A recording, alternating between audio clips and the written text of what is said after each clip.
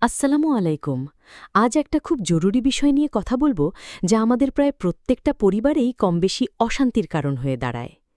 একটু ভাবুন তো, একটা ছেলে যখন পড়াশোনা শেষ করে, বড় হয়, নিজের পায়ে দাঁড়ায়, উপার্জন করা শুরু করে, তখন কি হয়? আমাদের সমাজের একটা সাধারণ ধারণা হলো, ছেলে যা ইনকাম করবে, মাসের শেষে সব টাকা এনে মা-বাবার হাতে তুলে দেবে। এরপর মা-বাবা সেখান থেকে সংসার চালাবেন, বউকে যা দেওয়ার দেবেন, বাকিটা তাদের ইচ্ছেমতো খরচ করবেন, তাই না? কিন্তু ইসলাম কি আসলেই এই কথা বলে? না, শরীয়ত এটা বলে না। দেখুন, ইসলামের বিধানটা কিন্তু খুবই সুন্দর এবং ভারসাম্যপূর্ণ। ইসলাম বলে, যে উপার্জন করেছে সেই সম্পদের আসল মালিক সে নিজেই, অর্থাৎ আপনার কষ্ট করে আয় করা টাকার মালিক আপনিই। তবে হ্যাঁ, আপনার উপর কিছু দায়িত্ব অবশ্যই আছে। প্রথমত, আপনার মা-বাবা। যদি তাদের চলার মতো সামর্থ্য না থাকে, তাদের চিকিৎসার প্রয়োজন হয়, তখন তাদের প্রয়োজন মেটানো আপনার উপর ফরজ। এটা তাদের অধিকার। দ্বিতীয়ত, আপনার স্ত্রী। স্বামী হিসেবে আপনার স্ত্রীর সম্পূর্ণ ভরণপোষণের দায়িত্ব আপনার। এটাও তার অধিকার এবং এটা আপনাকে নিশ্চিত করতেই হবে। এই দুটো দায়িত্ব পালন করার পর আপনার হাতে যে অতিরিক্ত টাকাটা থাকছে, সেটার কি হবে? এখানেই আসল কথা। ওই টাকাটা আপনি কি করবেন, সেটা সম্পূর্ণ আপনার সিদ্ধান্ত।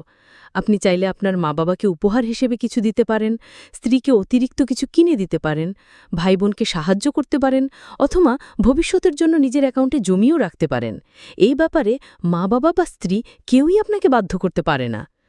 আমাদের অনেক মা-বাবা এই বিষয়টা জানেন না। তারা মনে করেন ছেলের সবকিছুর উপর তাদের অধিকার আছে। ফলে তারা অনধিকার চর্চা করেন, আর সেখান থেকেই পরিবারে অশান্তি শুরু হয়। আবার এর একটা মূলত দিকও আছে। আন্তা ও মালুখালি আবিক, এই হাদিসটা দেখিয়ে অনেকে বলেন, তুমি এবং তোমার সম্পদ তোমার বাবার। এর মানে কি ছেলের সব টাকা পয়সা বাবার? না, এই হাদিসের সঠিক ব্যাখ্যা হল, বাবার যদি প্রয়োজন হয়, তিনি সন্তানের সম্পদ থেকে তার প্রয়োজন মতো নিতে পারবেন। এর মানে এই নয় যে তিনি সবকিছুর মালিক। যদি তাই হতো, তাহলে তো জাকাত ছেলের উপর ফরজ না হয়ে বাবার হতো, তাই না? এই ভুল ব্যাখ্যার কারণে অনেক মা-বাবা সীমা লঙ্ঘন করে ফেলেন, আর তাতে ছেলে এবং তার স্ত্রীর মধ্যে দূরত্ব তৈরি হয়। এবার আসি আমাদের বোনদের কথায়। অনেক স্ত্রীও কিন্তু একটা ভুল করেন। তারা চান স্বামীর পুরো নিয়ন্ত্রণ তার হাতে থাকুক।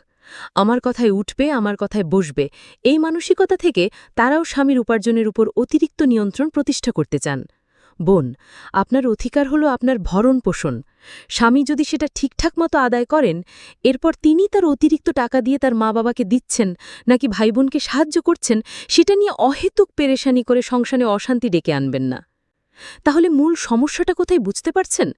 সমস্যাটা হলো আমরা কেউ